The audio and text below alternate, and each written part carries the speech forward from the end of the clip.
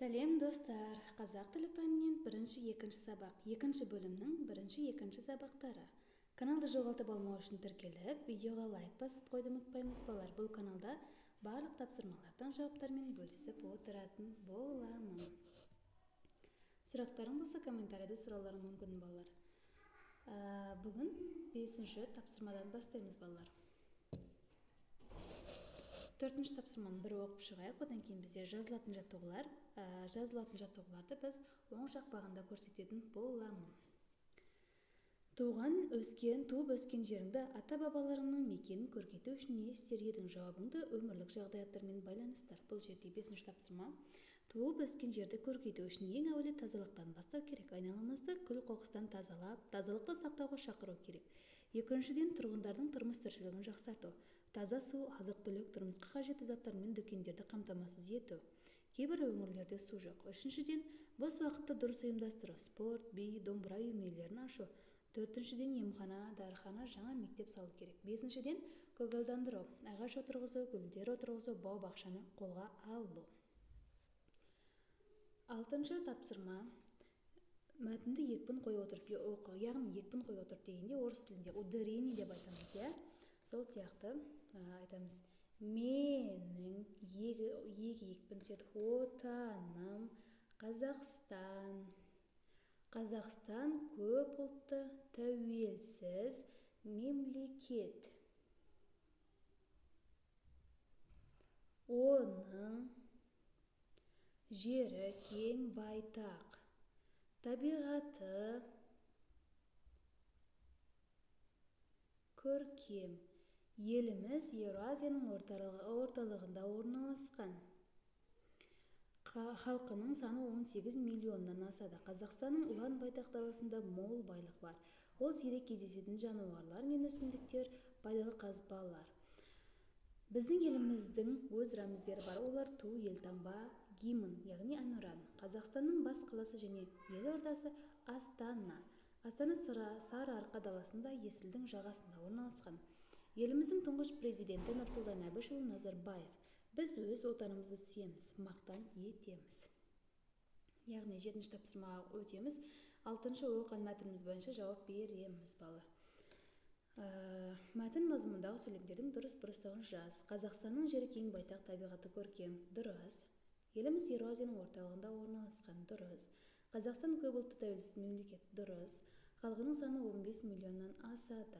Дұрыс. Елімізде сирек кездесетін жануарлар мен өсімдіктер көп. Дұрыс. Осылай жазып шығамыз балалар. Сұрақтарың болса комментарийде сұрауларың мүмкін. 8-ші тапсырмаға қараймыз. Мәтіндегі негізгі ақпаратты сөйлемнен түсіндіріп, сызбаны толтыр. Менің отаным Еуразияның ортасында орналасқан. Тәуелсіз көп ұлтты Қазақстан.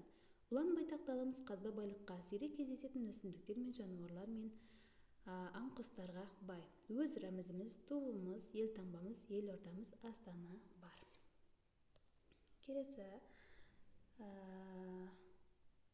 9-шы тапсырма. Сөйлемдерді сөз екпіні, ой екпіні және дыбыс екпініне сәйкес айтып көр. Біздің ата-баба қонысымыз, ата мекеніміз Қазақстан.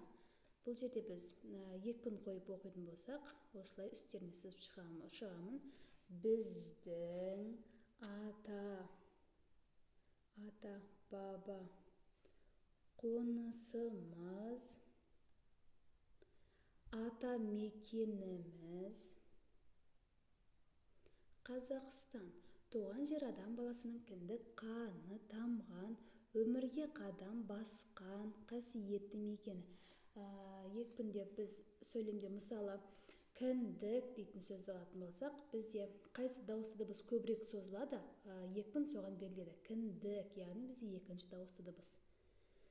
Солай жазамыз. 10-шы тапсырма. Сыныптасыңа немесе досыңа Қазақстан халқы тілдері күніне арналған құттықтау хат жаз. Құттықтау хат. Құрметті досым Серік, қалың қалай, сабағың жақсы ма? Сені тілдер мерекесімен құттықтаймын. Біздің еліміз көп ұлтты мемлекет болғандықтан барлық тілге құрметпен қараймыз.